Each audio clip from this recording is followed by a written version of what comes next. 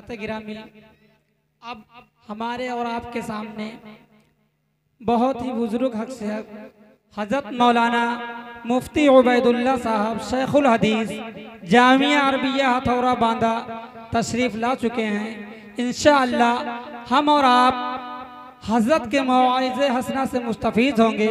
मैं इस शेर के साथ हज़रत का इस्तकबाल करता हूँ कि ये अलग बात है खामोश खड़े रहते हैं, ये अलग बात है खामोश खड़े रहते हैं, फिर भी जो लोग बड़े हैं वो बड़े रहते हैं। ऐसे दुर्वेशों से मिलता है हमारा शजरा, जिनके जूतों में कई ताज पड़े रहते हैं। इन्हीं अशार के साथ हज़रत वाला से बहुत ही मुअद्दबाना दरख्वास्त करते हैं कि हज़रत वाला अपने बयान से हम सामाईन को महसूस फरमाएं। अल्हम्दुलिल्लाह व कफ़ा व सलामुन अला इबादिल्लज़ीन इस्तफ़ा अम्मा बाद। बुजुर्गों, दोस्तों, औलाद अल्लाह की बड़ी नेमतों में है। ये कोई समझाने वाली बात भी नहीं है। औलाद के लिए जो लोग इस हाल में पहुंच जाते हैं कि औलाद हो,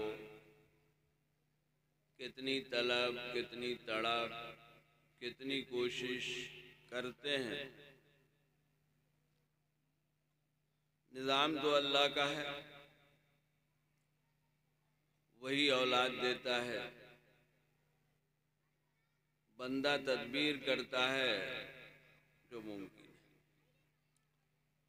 औलाद बड़ी नेमत है और बड़ी जिम्मेदारी है। एक हदीस में है कि अल्लाह ताला ने औलाद के 3 हक रखे हैं। सबसे पहला हक ये रखा है कि नाम अच्छा रखा जाए। औलाद में लड़की और लड़के सब शामिल हैं। ऐसा नहीं है कि लड़का हो तो औलाद है, नेमत है, लड़की हो तो औलाद नहीं है, नेमत नहीं है। इसको तो वो लोग ज़्यादा अच्छी तरह समझते हैं कि जिनको कुदरत ने सिर्फ लड़की दी हो या कुछ न हो तो ये तलब और तड़प होती है कि अल्लाह एक लड़की की दे।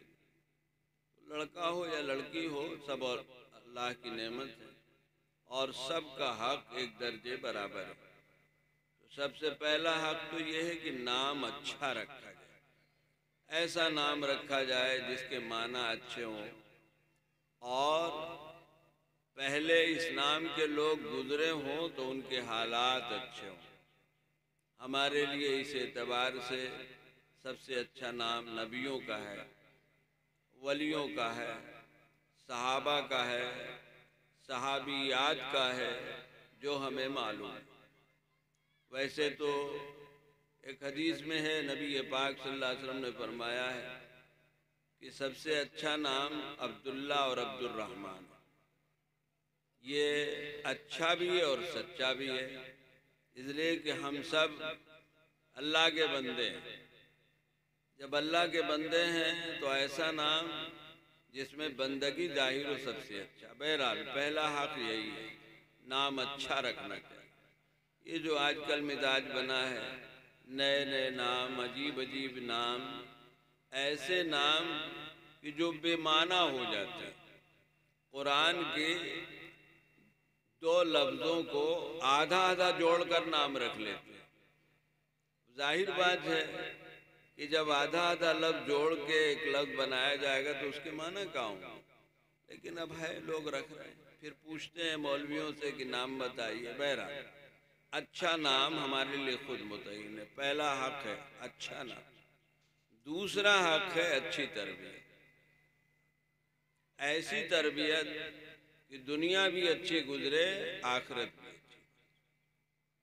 ऐसा पढ़ाया लिखाया जाए, बताया जाए, सलीका सिखाया जाए औलाद को कि औलाद की दुनिया भी इज्जत आबरू के साथ गुजरे और आखिरत में भी इज्जत और आबरू। दुनिया इज्जत आबरू से गुजरे, इसके लिए दुनिया का इल्म पढ़ाना, कारोबार सिखाना, जिंदगी गुजारने के तरीके बताना जो दुनिया के एतबार से और दीन के लिए तो भाई लामवाला दीन पढ़ाना और सिखाना पड़ेगा। दीन पढ़ाना और सिखाना पड़ेगा। अल्लाह उसके रसूल पाक सल्लल्लाहु अलैहि वसल्लम की पहचान करानी होगी। मरने के बाद क्या होना है ये बताना होगा। जन्नत और जहन्नम, नमाज रोज़ा सब सिखाना पड़ेगा। अच्छी तरबियत लड़कों की भी लड़कियों की भी। ये नहीं कि लड़कों को तो तालीम दिलाई जाए, लड़कियों को ना दिलाई जाए, नहीं, दोनों को। और फिर उसके साथ ये बात भी है कि हमारी बच्चियों की तालीम और तरबियत में जो ख़वातीन से मुताल्लिक़ मामला है, इसकी तरफ तवज्जो हो कि घर की ख़वातीन, माँ, बड़ी बहन, नानी, दादी, बच्चियों की ज़रूरी दीनी तालीम या दुनिया की तालीम के साथ उनको घर गृहस्थी का तरीक़ा और सलीक़ा भी बताएं, जो एक रवाज रहा है, जिसके तहत बच्चियों को खाना पीना वगैरह सिखाया जाता है, दूसरी चीज़ें सिखाई जाती हैं। पुराने ज़माने में गुड़ियों का खेल एक बहुत अहम चीज़ थी, जो बज़ाहिर ख़त्म हो गई। अब तो ये सब दिखते ही नहीं। वो प्लास्टिक की चीज़ें ज़रूर दिखती हैं, पता नहीं क्या क्या, लेकिन पुराने ज़माने में गुड़ियों का खेल होता था, घिरौंदे बनते थे घरों में, और पता नहीं क्या क्या बनता था। वो आज की तरह का बेमाना खेल नहीं था। उसके ज़रिए बच्चियों को आगे जो ज़िंदगी गुजारनी है उसका सलीका सिखाया। तो बच्चियों की तरबियत में इसका भी लिहाज जरूरी है। माएँ, घर की औरतें इसका ख्याल करें कि कल उन पर जो जिम्मेदारी आनी है वो जिम्मेदारी उनको सिखाई जाए और बताई। तो दूसरा हक ये है बुजुर्गों, दोस्तों, ये तीसरा हक क्या है? तीसरा हक ये है कि जब शादी के लायक उम्र हो तो भी शादी करें। आजकल देखा जाए तो तीनों हक में लापरवाही, नाम अजीब अजीब बिगड़े नाम रखे जा रहे। दुनिया की तालीम पर तो बड़ी तवज्जो है, दीन जो जरूरी और बुनियादी चीज है उसकी तरफ तवज्जो नहीं। नतीजा ये है कि बाद मर्तबा हमारे बच्चे दुनिया की तालीम में अच्छा खासा पढ़ लेते, डिग्रियां पा लेते, कुरान मजीद नाज़रा नहीं पढ़ा, कुरान मजीद की कुछ सूरतें याद नहीं है, नमाज का इल्म नहीं है, नमाज की पाबंदी नहीं है, ये सब चीज़ें रह जाती। ऐसे ही उससे आगे बढ़कर ये जो तीसरा हक है, ये तीसरा हक, इसमें बड़ी कोताही है, जिसकी बिना पर बड़े मसाइल पैदा हुए। तो ये बुजुर्गों, दोस्तों, ये जो जिम्मेदारी है औलाद की, वो तरबियत कि आगे दुनिया और दीन दोनों औलाद का अच्छा गुजरे, ये बहुत है। ये जो हमारे मदारिस हैं बुजुर्गों, दोस्तों, इनके ज़रिए दीनी तरबियत का अच्छा इंतज़ाम होता है। यहाँ बच्चे पढ़ें, बच्चियाँ पढ़ें। अल्लाह का शुक्र है कि हमारे मदरसों में सब पढ़ते हैं, बच्चे भी पढ़ते हैं, बच्चियाँ भी पढ़ती हैं। और फिर हमारे मदरसों, इन मकातिब का निज़ाम तो अक्सर ऐसा है कि मुफ्त है या फीस है तो बहुत थोड़ी, जबकि दूसरे निज़ाम में मुफ्त का सवाल ही नहीं, फीस है तो वो भी अच्छी खासी होती है। दुनिया चूंकि हमको नकद सी दिखाई देती है तो स्कूलों की फीस चाहे जितनी हो बड़ी हल्की मालूम होती है, और मकतब मदरसे में फीस ली जाए थोड़ी सी भी भारी। बुजुर्गों, दोस्तों, इधर अहमियत नहीं है, हमने समझा नहीं। याद रखें, कल को बड़ी जिम्मेदारी है औलाद को सिर्फ इस लायक बनाना कि कमाए खाए, और औलाद का सिर्फ ये हक समझना कि हम पहनाएं, ओढ़ाएं और खिलाएं, ये नहीं है। सबसे पहला और बड़ा हक है एक मुसलमान अपने औलाद को मुसलमान बना के जाए और मुसलमान बनाने की फिक्र करे। अपने आप को भी बनाए और अपने आप को जहन्नम की आग से बचाए और अपने बच्चों को, घर वालों को भी बचाए। अल्लाह ताला का इरशाद है, या अय्युहल्लज़ीना आमनू कू अनफुसकुम व अहलीकुम नारा, ऐ ईमान वालों बचाओ अपने आप को और अपने घर वालों को जहन्नम की आग। घर के जो बड़े हैं वो खुद नमाज रोजा कर रहे हैं, दीन के दूसरे काम कर रहे हैं जो मालूम है, लेकिन बच्चों के हक में बेफिक्र हैं। आप देखें, आज अगर हम अपने बच्चों को स्कूल पढ़ा रहे हैं तो कितनी फिक्र और मेहनत है। सुबह कितने बजे उठें और तैयार हों और जाएं और पहुंचाना और लाना, क्या क्या करते हैं स्कूल की पढ़ाई के लिए। लेकिन दीन के एतबार से पहला मरहला तो नमाज सिखाने का है, कुरान पढ़ाने का। एक मुसलमान बच्चा कुरान पढ़ा हुआ न हो, 13-14 साल की उम्र हो गई हो, नमाज न जानता हो, जबकि 13-14 साल के मुसलमान बच्चे को नमाजी होना चाहिए।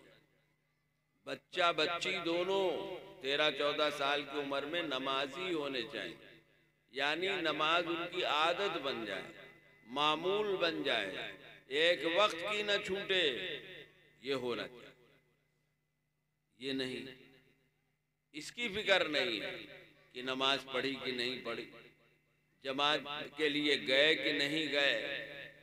ये जो कोताही है बुजुर्गों दोस्तों, ये अच्छी बात नहीं। कल की जवाबदेही, कल की यानी आखिरत की जवाबदेही है। जैसे हम बच्चों को खिलाने पिलाने में अगर कमी करेंगे, जो कर दो बातें, एक तो ये है कि जो मुमकिन है कर रहे हैं, ये जो मुमकिन है वो नहीं कर रहे हैं, कोताही करेंगे बच्चों के खिलाने पिलाने वगैरह का निजाम बनाने में करने में, तो कल को सवाल हो, तुमने भूखा मारा, तुमने नंगा रखा, तुमने अपने बच्चों को इस लायक नहीं बनाया कि उनकी दुनिया अच्छी गुजरे। ये सब सवाल होगा। उससे आगे बढ़कर ये सवाल होगा कि तुमने अपने बच्चे को नमाजी क्यों नहीं बनाया, मुसलमान क्यों नहीं बनाया।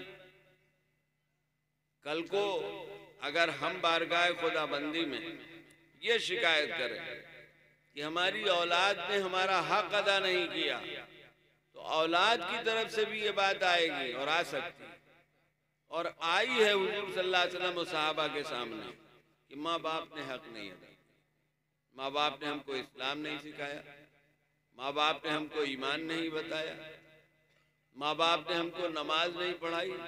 जो बच्चा माँ बाप की नमाज जनाजा में शामिल नहीं होता, वो वही बच्चा तो है जिसको माँ बाप ने दीन नहीं सिखाया, नमाज नहीं सिखाई। दुनिया तो पढ़ाई, दुनिया बनाई, अब वक्त आया तो नमाज में गायब, खड़े हैं दूर, दूसरे पढ़ रहे हैं। तो जाहिर बात है कि बुजुर्गों दोस्तों, ये बड़ी जिम्मेदारी की बात है। ये हमारे मदरसे जो हैं, दीनी तालीम के इदारे, ये काम करते हैं, और ऐसी मुस्लिम बस्तियां बड़ी खुशकिस्मत हैं कि जहाँ इस तरह का दीनी तालीम का इंतज़ाम हो।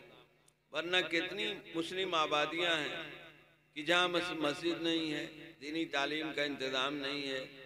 ऐसी मुस्लिम बस्तियों में बड़ों का ईमान खतरे में होता है, बच्चे तो बच्चे हैं, बच्चे तो बदरजा औला खतरे में होते हैं।